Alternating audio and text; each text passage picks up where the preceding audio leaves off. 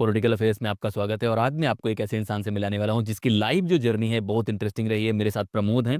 प्रमोद ने हिंदू कॉलेज से BA political science honours करा हुआ है। उसके बाद अभी ये डेवलपमेंट स्टडीज़ में है अजीम प्रेमजी यूनिवर्सिटी जो बेंगलोर की है वहाँ। लेकिन उससे इंटरेस्टिंग इनकी लाइफ जर्नी रही है।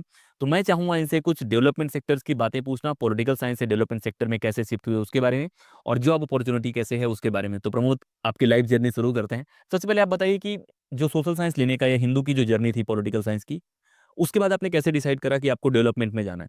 मैं राजस्थान से आता हूँ और जैसा कि होता है 12th के बाद, और एक इंडिया में बहुत आम धारणा है कि आपको 2 ही यूनिवर्सिटीज़ दिखती हैं। अगर आपको फ़ॉरेन लैंग्वेज पढ़नी हो तो आपको जेएनयू दिखता है, और सोशल साइंस अगर पढ़नी हो तो दिल्ली यूनिवर्सिटी दिखती है। और ये नॉर्थ इंडिया में एक बड़ी आम धारणा सी है, तो वही लोग हम थे। हमें लग रहा था कि अभी 12th कर ली, तो 12th के बाद करना क्या है, तो वही कोई टिपिकल डिग्री।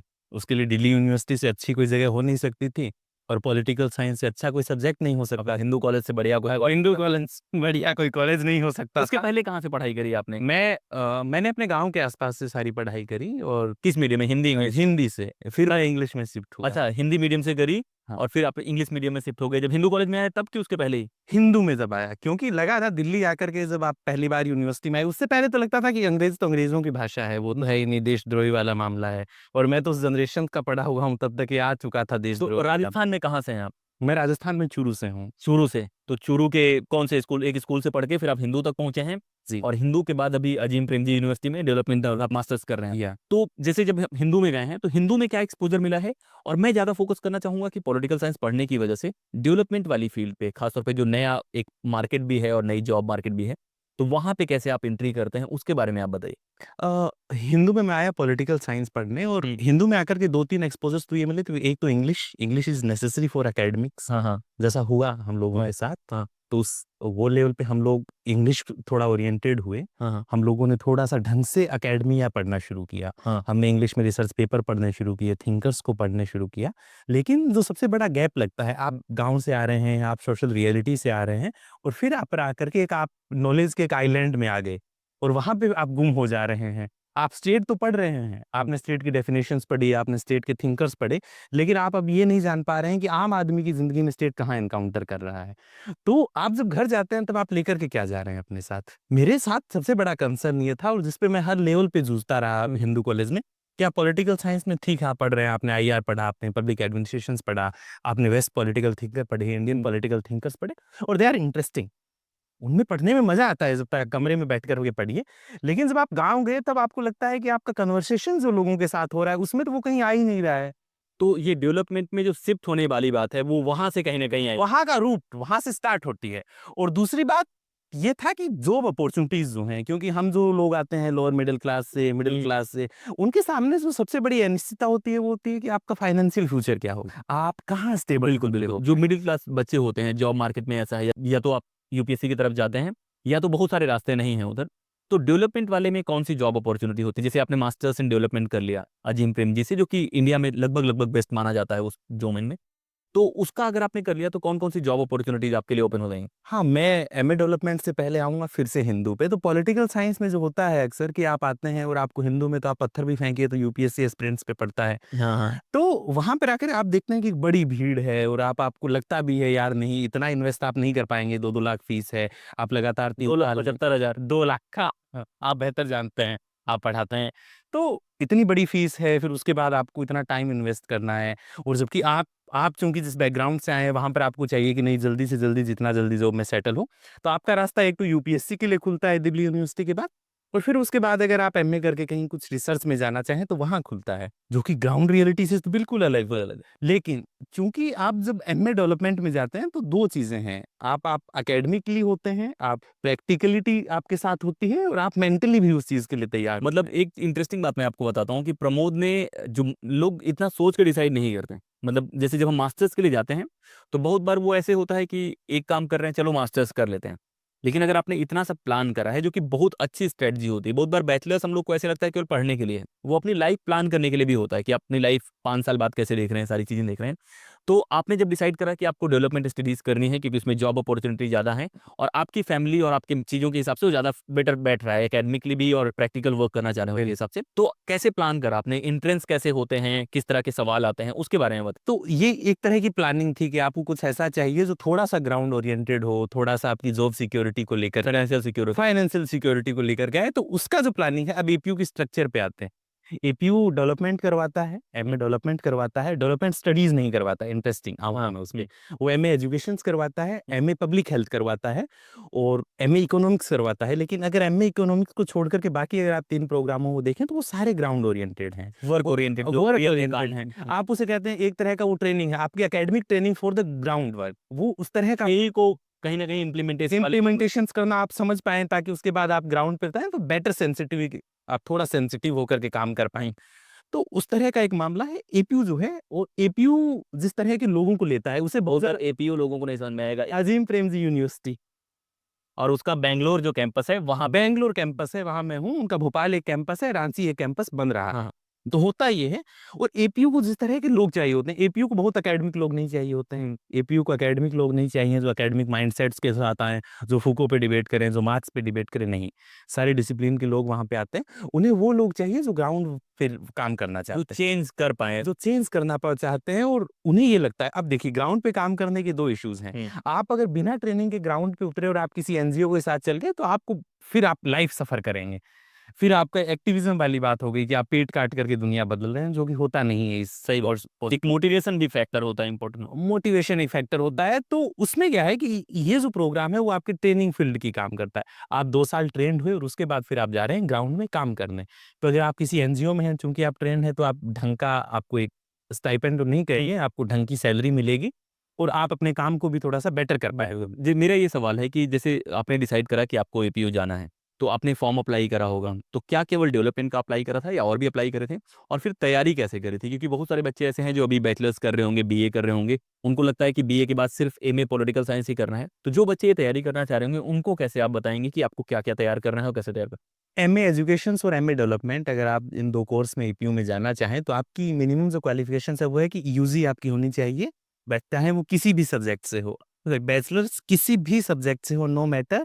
आप में अगर वर्क एक्सपीरियंस है तो अच्छी बात है, अगर आपका गैप ईयर है तो भी कोई इश्यू नहीं है, आपने फॉर्म अप्लाई करा। अब मैंने चूँकि कहा कि उन्हें बहुत एकेडमिक लोग नहीं चाहिए, तो एग्ज़ाम भी उसी तरह होता है, एक हल्का-फुल्का एग्ज़ाम होता है, जिसमें थोड़ी-सी इंग्लिश होती है, थोड़ी-सी रीज़निंग होती है, थोड़ा-सा करंट अफेयर्स का मामला होता है। जैसे मैं आपको एक सवाल बताता हूँ, मैं जैसे आपको एक सवाल बताऊँ, तो आप ये बताइए कि प्रियम्बल का कोई वर्ड पूछ तो पॉलिटिकल साइंस वाले तो रट के जाते हैं है? प्रियम्बल्स कि सोशलिज़्म वर्ड है कि नहीं है प्रियम्बल में, कॉलेजियम वर्ड कॉन्स्टिट्यूशन में है कि नहीं है। अच्छा, और वो जनरल एप्टीट्यूड, रीज़निंग बेसिक 2-3 सवाल हुए, उसके बाद आपका एक इंटरव्यू होता है। वो इंटरेस्टिंग हाँ, आपने जैसे ही एग्ज़ाम वो हल्का-फुल्का होता है, ऑलमोस्ट कर ही देते हैं। अगर आप ढंग से थोड़ा-सा पढ़ के जाएँगे, तो उसमें आप थोड़ा-सा ये देख सकते हैं कि पिछले 5-10 साल के पेपर देखिए, ज़्यादा पढ़ने की ज़रूरत ही नहीं है, कोई गाइड नहीं, कोई वो कहीं न कहीं एप्टीट्यूड आपका चेक कर रहे हैं कि आप में लर्निंग एबिलिटी है, आप काम करने के लिए इंटरेस्टेड हैं, वो सारी आप ये देखते हैं कि ठीक है, आप ठीक है, आपका हो सकता है आप गैप लेकर के आए हों, हाँ, हो सकता है आपने इकोनॉमिक्स पढ़ी हो, आपने हिस्ट्री पढ़ी हो, लेकिन आपका कॉमन ग्राउंड जो है कि ये कॉमन ग्राउंड जो होता है अगर आप पीजी करना कहीं से चाहें, तो आप थोड़ा बहुत तो आपको आना चाहिए। बिल्कुल, बिल्कुल। थोड़ी मैथमेटिक्स अगर आपने यूजी करा है तो किसी सब्जेक्ट में करा होगा, कुछ ना कुछ तो आपने पढ़ा होगा। अगर आपने यूजी ढंग से नहीं करा तो फिर थोड़ी-सी चीज़ें टफ हो जाएँगी। दूसरा मुझे पूछना है कि फ़ी कैसा है? मतलब जैसे आप अप्लाई करेंगे वहाँ पे, तो कितना पैसे लगते हैं? और कौन से तरीके हैं जिससे प्रमोद ने फुल स्कॉलरशिप ले ली है, वो भी तरीके बताओ? नहीं।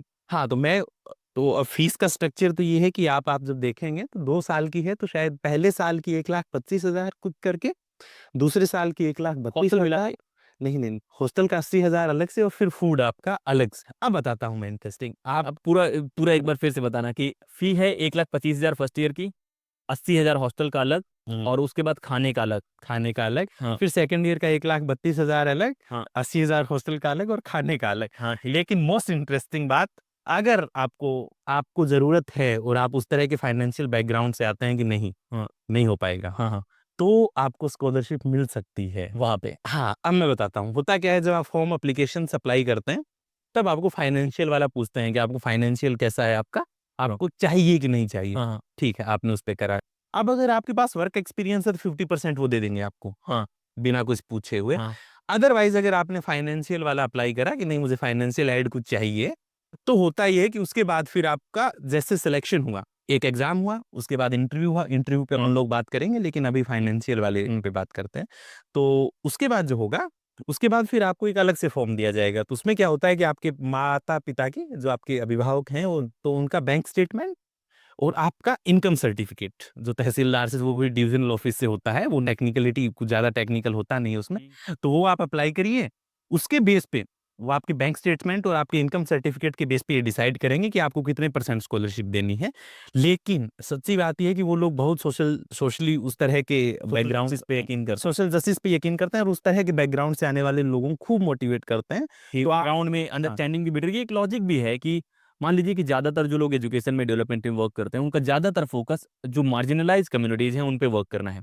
और आप पूरा गोल आपका यही है कि आप लास्ट में उनका काम करेंगे। तो अगर आपके इंस्टीट्यूशन में कोई आ रहा है, तो एक मोरल ऑब्लिगेशन भी बनता है कि उनकी मदद करें। तो और कौन-सा तरीका है 100% स्कॉलरशिप लेने का? तो आपको वो फिर अगर हुआ, हाँ, तो आपने जैसे किया और फिर वो आपको दे देते हैं। मैं पक्का कह रहा हूँ कि अगर आपको लग रहा है कि आपको 100% स्कॉलरशिप मिलनी चाहिए, तो मिल जाएगी। तो मिल ही जाएगी। आपको लग रहा है नहीं 75, तो आपको मिल ही जाएगी। ये बहुत सही है। ये बहुत अच्छी बात बोली उन्होंने कि यहाँ पे जो प्रूफ वाला बर्डन है, वो बहुत ज़्यादा मोरल बर्डन है कि अगर आपको दिल से लग रहा है आपके पास काबिलियत नहीं है वो पे करने की या आपके पास उस समय नहीं है, तो आपको वो व्यवस्थाएँ हो जाएँगी। कई बार ये होता है कि एपीयू थर्ड पार्टी को भेज के कई बार चेक करवा लेता है, जबकि नहीं करवाता है। वो आप पे यकीन करते हैं, क्योंकि आप उस इंस्टीट्यूट में आ रहे हैं। और एक ये अच्छी बात है कि आपको डिग्निटी और इंटीग्रिटी मेंटेन करनी चाहिए, क्योंकि आप अगर लग रहा है कि आप 100% डिज़र्व करते हैं, तो ठीक है, लेकिन अगर आप 75% डिज़र्व करते हैं, तो आपको वो पे कर देना चाहिए, क्योंकि कोई और होगा जो 100% डिज़र्व कर रहा होगा, उसको मिल जाएगी। जैसे जैसे एक इंटरेस्टिंग बात है, हुँ। अब आप समझे, आप हम लोग ये समझ रहे हैं, चूँकि यूनिवर्सिटी बहुत लिबरल है और आप ये कह सकते हैं उन्होंने जेएनयू का बहुत सा कुछ अप्लाई करा है अपने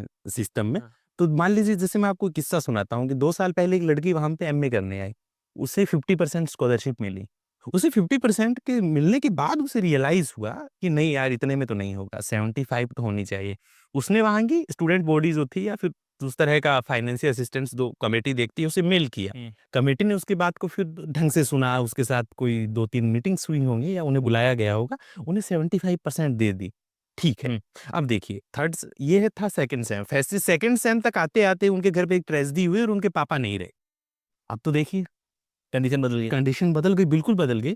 तो फिर उन्होंने दोबारा लिखा और उन्हें उसके बाद में 100% दे दी। ये ह्यूमैनिटेरियन ग्राउंड पे भी कितना अच्छा है, और एक जो बच्चा पढ़ना चाह रहा है, मतलब अगर कोई पढ़ रहा है, इन बिटवीन उसकी ट्रेजेडी हो रही है, तो ये सेंसिटिविटी कहीं न कहीं एक अच्छी शुरुआत भी है, और अच्छा है अगर ऐसा चीज़ें हो रही हैं। तो आप उस तरह से बिल्कुल फ़िक्र मत करिए। आपको अगर आप करना है। अप्लाई कर दीजिए, आपको अगर लग रहा है हाँ। कि आपको कुछ ऐसा देखना है कि आप थोड़ा-सा एकेडमिक भी हो पाएँ, थोड़ा-सा ग्राउंड रियलिटी भी हो पाएँ, आपको फिर जाकर के सोशल सेक्टर में काम करना है और आप कुछ अलग तरह की चीज़ें पढ़ना चाहते हैं ढंग से, थोड़ा रिग्रेसिव कोर्स के साथ, तो मुझे लगता है कि आपको अच्छा अप्लाई कोर्स है। करना चाहिए। इसके बाद मैं पूछता हूँ कि जॉब मार्केट कैसा है? मतलब जॉब में जहाँ आप जाते हैं, कैसे अप्लाई करते हैं? कैंपस प्लेसमेंट होता है कि आप बाहर जाके अप्लाई करते हैं? और एवरेज सैलरी कितनी होती है? हाँ, ये इंटरेस्टिंग सवाल है। तो अब देखिए, क्योंकि एपीयू का मॉडल उस तरह का है कि आप अगर ट्रेंड नहीं है, तो सोशल सेक्टर आपको बहुत पैसा देता नहीं है। तो चूँकि आप 2 साल ट्रेंड हुए, तो उसके बाद कैंपस प्लेसमेंट है, जिसमें 600-700 कंपनीज़ आती हैं, सोशल सेक्टर की सिविल सोसाइटीज़ से आते हैं और बहुत अच्छे-अच्छे एनजीओ से लेकर के ये गाँव में काम करने वाले से लेकर के और पूरे-पूरे कॉन्टिनेंट्स को कवर करने वाले पॉलिसी मेकिंग ऑन सब। पॉलिसी मेकिंग्स में सारे लोग आते हैं। आप चूँकि अपनी लिस्ट में देखते हैं, कैंपस प्लेसमेंट होता है, एक ऑप्शन आपके पास कैंपस प्लेसमेंट का है। तो उसमें आपको होती है कि हमें मुझे जहाँ तक याद है कि लास्ट आपको 40-45 के आसपास की बेसिक सैलरी से आपकी शुरू हो जाता है और यहाँ से शुरू हो रहा है, तो मुझे लगता है ठीक है। ये अच्छा शुरुआत है, हाँ। दूसरा आपके पास ऑप्शन ये है कि बहुत सारे लोग हैं जो हायर रिसर्च में हैं। मान लीजिए, क्योंकि आप ग्राउंड पे आपके सारे आप जब पूरे कोर्स स्ट्रक्चर को आप देखेंगे, तो आप पाएँगे कि हर सेमेस्टर में या हर सेमेस्टर में एक कंपोनेंट है जिसमें आपको ग्राउंड पे जाके काम करना होता है। आप कभी कम्युनिटी को समझ रहे हैं, कभी एनजीओ के साथ आप इंटर्नशिप कर रहे हैं, कभी जाकर के फील्ड रिसर्च कर रहे हैं। तो अगर आपको उस तरह का कुछ जाना है, आपको जॉन ग्रे की लाइन पे चलना है, आपको अमर्त्य सेन जैसे लोगों की लाइन पे चलता है और आप समझ रहे हैं कि अब जिस वक़्त में पूरा का पूरा पब्लिक पॉलिसी है या फिर पूरा का पूरा पॉलिटिकल कंसल्टेंसी, उसमें ग्राउंड वर्क की क्या अहमियत है। तो आप अगर उन सेक्टर्स में जाना चाहें, तो वो अपॉर्च्युनिटी आपके लिए खुलती है और बहुत सारे लोग ऐसे भी हैं जो एपीयू में एमए डेवलपमेंट करके गए और अभी दुनिया भर की यूनिवर्सिटीज़ में पढ़ रहे हैं, जिन्हें कॉमनवेल्थ मिली है, बाकी अच्छा स्कॉलरशिप और ये सारी चीज़। बड़ी फेलोशिप्स भी मिली हैं। ये तो हो गया जॉब मार्केट का, बात की जॉब कैसे अप्लाई करते हैं। अब ये सवाल है कि आप कितना अच्छा फ़ील कर रहे हैं ये कोर्स करते हुए? मतलब अगर आपके साथ वाले बहुत सारे लोग होंगे जो मास्टर्स कर रहे होंगे, तो कंपैरेटिव आप कितना बेटर फ़ील कर रहे हैं? और जो बच्चे अप्लाई करना चाह रहे हैं उनके लिए क्या मैसेज है, वो आखिरी मैसेज आप दे दें। हाँ, बिल्कुल। तो हाँ, मेरा अगर एक्सपीरियंस आप पूछें तो मैं दिल्ली यूनिवर्सिटी से गया था और दिल्ली यूनिवर्सिटी में चूँकि एक बहुत बड़ा मामला है कि आपको अगर मस्ती से घूमना है, आपको अपने रूम पे दोस्तों के साथ हैंग अप करना है और उसके साथ आप थोड़ा बहुत पढ़ ले रहे हैं, तो आप दिल्ली यूनिवर्सिटी आ जाइए फॉर द ग्रेजुएशंस। और चूँकि पोस्ट ग्रेजुएशन आप ये चाहते हैं कि थोड़ा-सा स्पेसिफिक हो, थोड़ा-सा रिग्रेसिव हो, खुद के ऊपर भी काम होता है।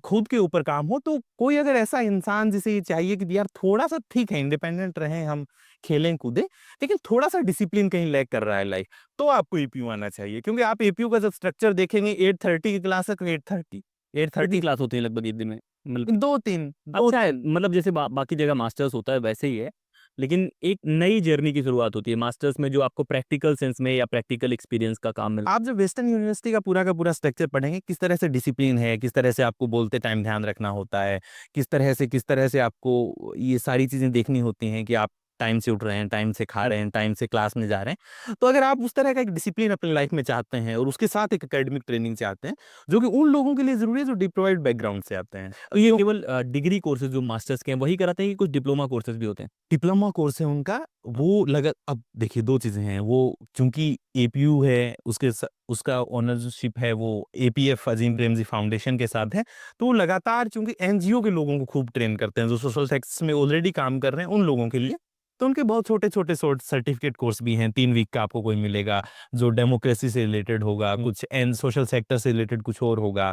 जैसे पब्लिक हेल्थ का 1 साल का अभी सर्टिफिकेट लॉन्च कर रहे हैं, वो पीजी सर्टिफिकेट कोर्स। तो उस तरह के बहुत हैं, जैसे 2 वीक का, 3 वीक का, तो जो लोग काम कर रहे हैं सोशल सेक्टर में या ऑलरेडी कहीं जॉब कर रहे हैं टीचिंग की, एजुकेशन वाले जो लोग हैं, टीचिंग की कहीं जॉब कर रहे हैं या फिर कोई और किसी सेक्टर में काम कर रहे हैं, तो वो लोग अगर जाकर के ढंग से समझना चाहते हैं एकेडमिकली चीज़ों को, ग्राउंड रियलिटी कि उनके एक्सपीरियंस का भी यूज़ करके उनको थ्योरेटिकली स्ट्रॉन्ग बनाना है। It's kind of the workshops. हर आपको मिलेगा कि आप जैसे कैंपस गुलजार रहता है, हर पूरे टाइम कुछ ना कुछ इवेंट कुछ होते ना रहते कुछ इवेंट्स होते हैं। तो रहते हैं। जो बच्चे तैयारी करना चाह रहे हैं, जो लोग देख रहे हैं, उनके लिए क्या मैसेज है कि हाँ, क्यों करना चाहिए? लास्ट मैसेज क्या देना चाहोगे जो लोग बीए कर रहे हैं, खास तौर पे वो कर रहे हैं? लास्ट मैसेज से पहले हम इंटरव्यू पे थोड़ा-सा बात हाँ, कर लेते हैं। तो इंटरव्यू इंटरव्यूज़ होता है, आपने जैसे ही आपका एग्ज़ामिनेशंस हुआ, उसके बाद इंटरव्यू होता है। इंटरव्यू ऑलमोस्ट ऑनलाइन होता है, हाँ, क्योंकि कैंपस में आपको बुला नहीं सकते। बहुत दूर भी है बहुत दूर भी है, तो अब होता क्या है, आपका इंटरव्यू होता है और इंटरव्यू में बेसिकली यही होता है कि देखिए 2 चीज़ों पे आपको बहुत वो फ़ोकस करते हैं।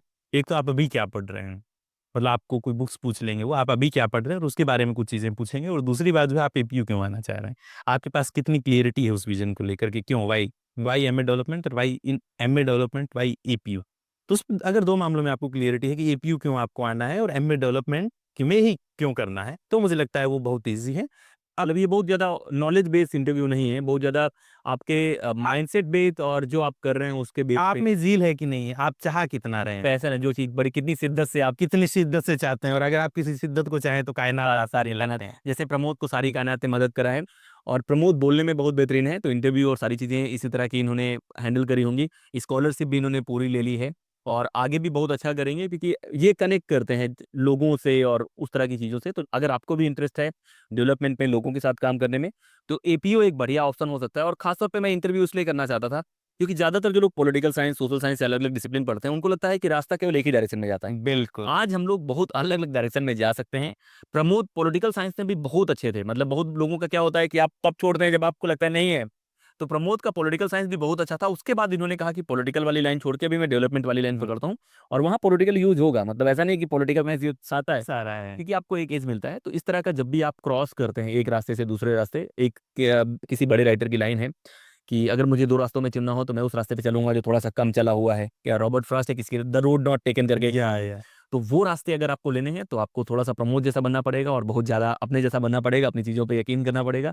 इस वीडियो में इतना ही। लगातार हम लोग ऐसी वीडियोज़ लाते रहेंगे जहाँ पे कुछ इंटरेस्टिंग कहानियों के साथ, कुछ इंटरेस्टिंग लोगों के साथ हम आपको मुलाकात करवाएँगे, क्योंकि मेरे पास ऐसे बहुत इंटरेस्टिंग लोग और बहुत बेहतरीन लोग हैं, जिन्होंने अपनी ना सिर्फ लाइफ़ जर्नी खुद से तय करी है, डिसीज़न भी खुद से लिए हैं और कुछ नया करने की कोशिश करी है। इस वीडियो में इतना ही। जय हिंद।